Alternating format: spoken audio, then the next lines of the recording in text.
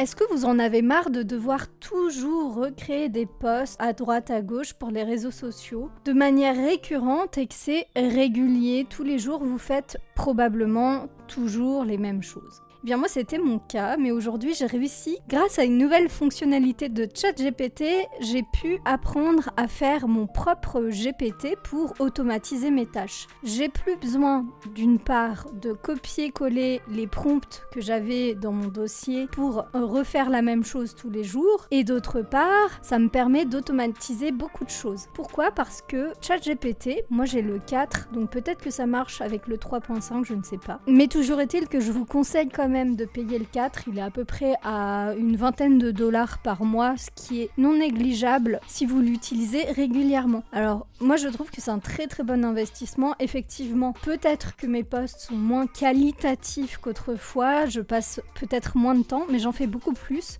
ce qui veut dire que je passe à peu près le même temps à faire plus de choses. Ce n'est pas forcément une bonne chose en soi en termes de qualité, mais j'essaye quand même de rester très qualitative, et ChatGPT 4 justement est quand même plutôt quali. Toujours est-il que sur les réseaux sociaux, ce qui fonctionne, c'est la régularité. Quand je vous dis soyez régulier, moi ce que j'ai constaté, c'est que c'est pas forcément malheureusement les posts les plus qualitatifs qui ressortent, c'est ceux qui sont les plus réguliers. Alors bien sûr, si vous arrivez à mêler les deux, c'est l'essentiel. Donc là, ce qu'on va faire, c'est qu'on va faire des posts Pinterest, on va automatiser tout ça, et je vais vous donner deux méthodes avec la dernière fonctionnalité de ChatGPT. Donc là, pour l'instant, vous allez vous rendre sur chatopenai.com. Si vous n'avez pas encore de compte, je vous invite fortement à en faire un. Et puis ensuite, vous allez dans Explore. Là, vous allez faire Create a GPT.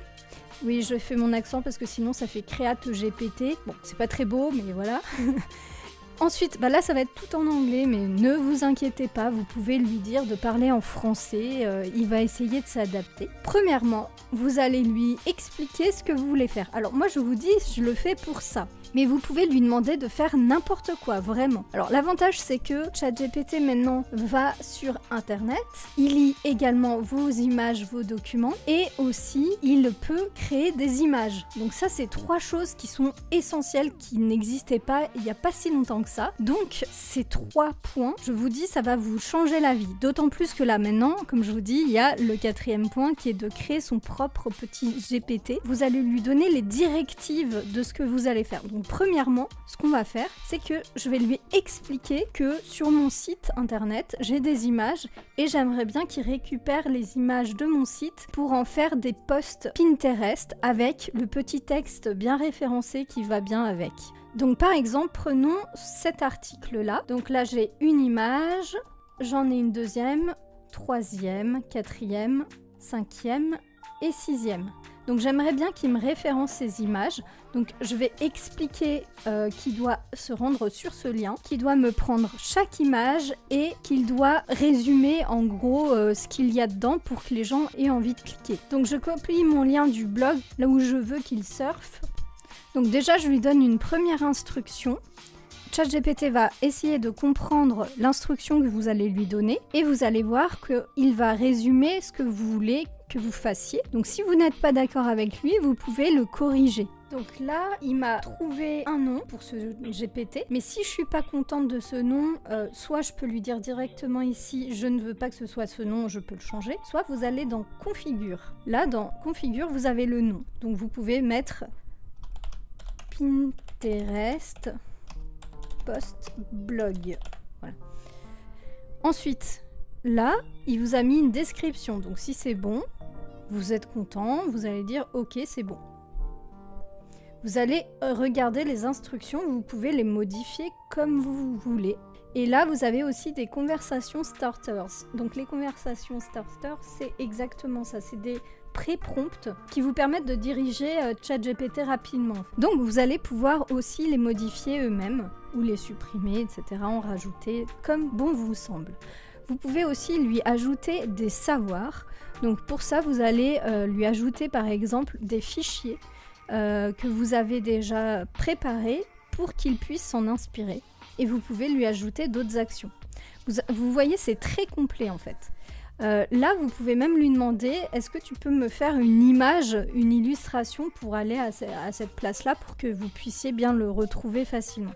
Donc là, je lui ai demandé de me créer une image pour ce GPT. Il doit représenter Pinterest à un blog puisque c'est ça que je veux mettre en avant.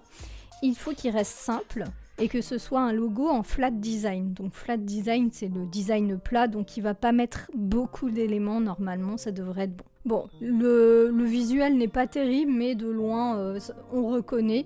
Je vais pas aller plus loin. On pourrait pousser le truc un peu plus, hein. Forcément, on pourrait faire beaucoup plus de prompts pour que ce soit plus créatif. Là, on reconnaît le logo de Pinterest, un petit stylo, mais par contre, là, il m'a ajouté 2-3 trucs qui sont inutiles, clairement. C'est pas grave, on va faire avec. Donc, on va le tester déjà. Créer un post Pinterest pour l'article suivant. Hop, je lui ai mis l'article suivant, mais je lui ai pas donné l'article. Donc attends, on va prendre celui-ci. Je vais lui dire d'arrêter. Hop, je copie.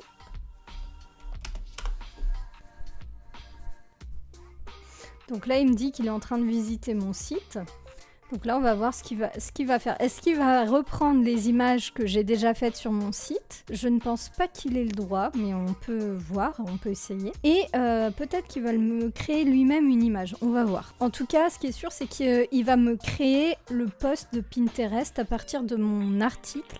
Et ça, c'est quand même pas mal. Donc là, il me rajoute trop de choses. Il faudra que je lui dise d'être concis parce que sur les posts Pinterest, on peut pas mettre grand-chose. Donc je vais lui demander, ça sera une petite modification que je vais lui demander, de raccourcir tout ça.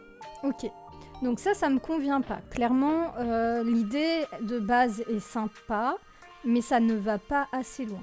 Donc ce que je vais lui dire, ça sera toutes les modifications que je veux avoir sur mon post et sur les prochains posts que je ferai à partir de ce GPT là. Donc je vais lui dire, il faut que tu sois concis.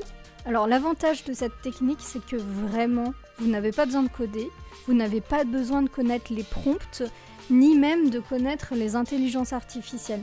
Vous le guidez juste comme si c'était un apprenti. Vous lui dites, je veux que ce soit comme ci, comme ça. Il faut un peu le prendre parfois pour quelqu'un de stupide, ce qui est vrai, puisque ce n'est pas un humain, mais il apprend plutôt bien. Parfois, il a du mal avec certaines choses. Il va falloir réitérer vos questions ou même le mettre d'une forme différente pour qu'il puisse comprendre.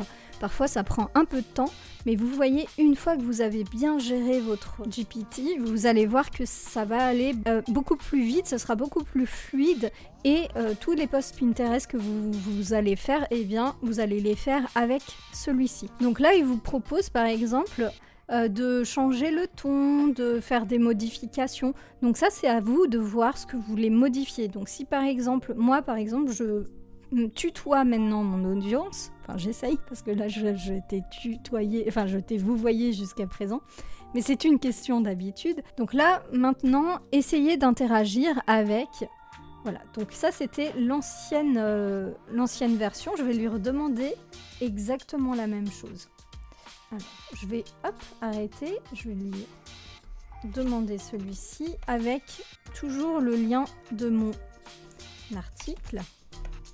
Et on va voir si il est meilleur actuellement. Alors déjà, là on voit l'erreur, c'est qu'il m'écrit en anglais. Donc on va arrêter, je vais lui dire écrit en français.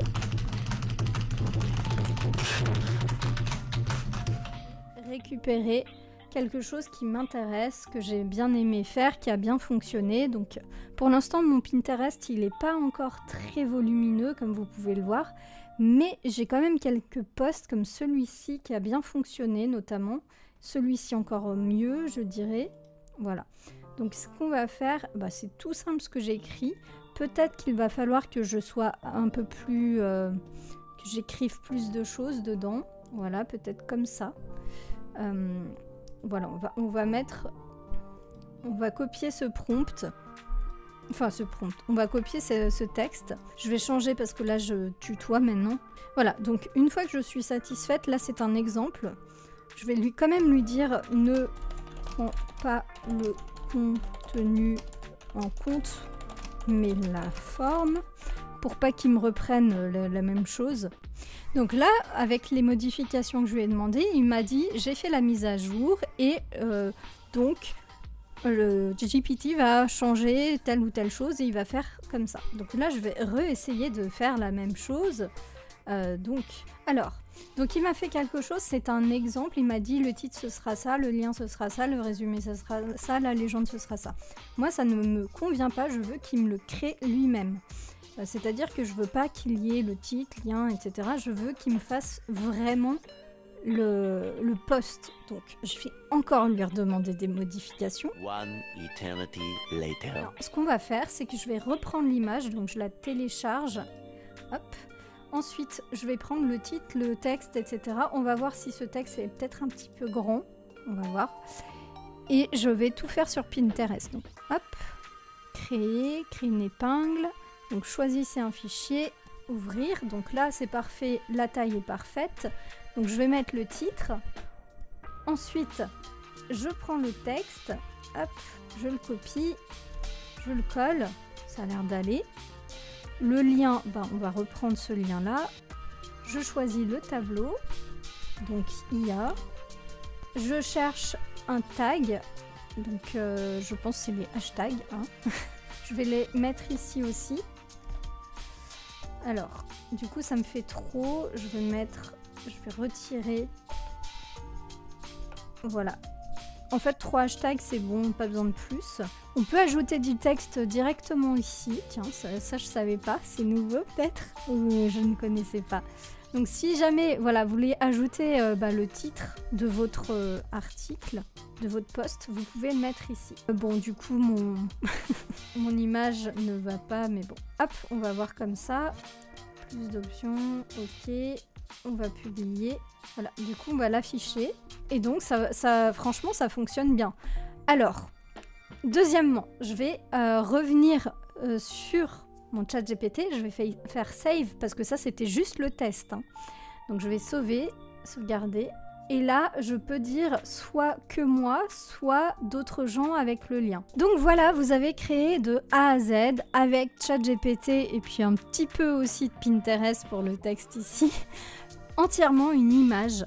Et c'est fou quand même, je trouve, parce que du coup, vous gagnerez du temps. Alors, vous avez la possibilité de créer vous-même des GPT, donc des GPT, pour en fait ne plus avoir besoin de redire toujours les mêmes choses à ChatGPT. C'est génial. Alors, bien sûr, vous aurez toujours des choses à améliorer à chaque fois. Ce sera jamais parfait à 100%. En tout cas, moi, j'ai pas encore réussi. Peut-être que certains y arrivent. Moi, c'est pas encore mon cas. Il va falloir encore un peu de temps à l'outil de s'améliorer et puis à moi-même aussi peut-être. En tout cas, je sais que là, je vais être très productive sur Pinterest. J'aurai plus d'excuses pour pas publier tous les jours parce que aujourd'hui, vous voyez la qualité des images, plus le texte, plus les liens, les hashtags, etc. Les descriptions d'images aussi pour le référencement et pour les personnes malvoyantes. C'est totalement automatisé. Vous n'avez plus d'excuses maintenant pour ne pas le faire. Et en plus, c'est des liens qui vont mener sur votre blog ou site. Donc ça va les référencer d'autant mieux. Sachez que Pinterest, c'est un moteur de recherche qui est très très peu utilisé en SEO, donc en référencement naturel. Pourtant, c'est un outil incroyable. Je connais des personnes qui ont vraiment décuplé leur nombre de visites sur leur site grâce à ça. Donc sachez que vous pouvez le faire vous-même en automatisant tout parce que évidemment ça sera beaucoup mieux. Alors évidemment là je vous ai fait une image mais le mieux c'est d'utiliser vos propres images. N'utilisez pas que de l'IA parce que ça va donner un côté peut-être moins intéressant, moins cliquable. Honnêtement je vois cette image, voilà bon c'est en lien avec l'IA donc je me dis pourquoi pas. Mais dans quelques années, dans quelques temps on va trouver ça un peu bateau en fait. Donc il va falloir aussi pourquoi pas créer votre GPT si vous voulez vraiment travailler avec ce créateur d'images, votre style. Pour ça, je vous invite fortement à télécharger mon guide offert pour maîtriser les prompts d'images avec l'IA. Alors sachez que ce guide, une fois que vous l'aurez, vous pourrez facilement créer vraiment des images avec un style précis parce que j'explique comment on crée un prompt. Alors effectivement avec ChatGPT, ça s'est un petit peu amélioré en termes de prompt parce que vous n'aurez que à lui lui dire vers quoi aller, mais toujours est-il que ce qu'on ne sait pas, c'est tous les styles qu'on peut avoir pour une image, et ça c'est vraiment quelque chose d'important à connaître. Donc si vous n'avez pas fait d'études d'histoire de l'art, si vous ne connaissez pas parfaitement les styles que vous appréciez, si vous ne savez pas quel est le style qui vous conviendrait, je vous invite fortement à télécharger mon guide. Alors c'est gratuit, je vous l'offre. Vous avez juste à rentrer votre mail et je vous l'envoie tout simplement. Allez, moi je vous dis à la semaine prochaine pour une prochaine vidéo toujours utile et toujours liée aux images. À bientôt!